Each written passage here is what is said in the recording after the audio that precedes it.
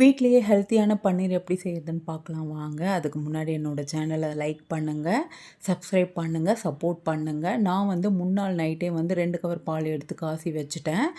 பாலில் தண்ணி எதுவுமே மிக்ஸ் பண்ணல. அது ஒரு கொதி கொதித்தோடனே ஆஃப் லெமன் எடுத்து புழிஞ்சு விட்டுட்டேன்.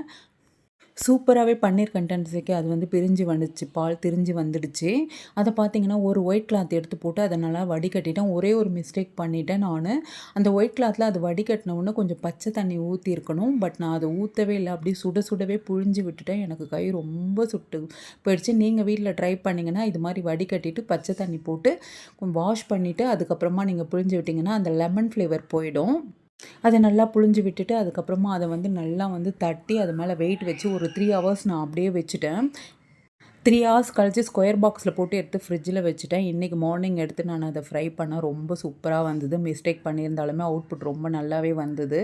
எதுக்கு நம்ம வெளியே வாங்கி கொடுக்கணும், வீட்லேயே வந்து சிம்பிளாகவே குழந்தைங்களுக்கு நம்ம ட்ரை பண்ணி கொடுக்கலாம். நீங்களும் ட்ரை பண்ணி பார்த்துட்டு ஃபீட்பேக்கை கமெண்ட் பண்ணுங்கள்.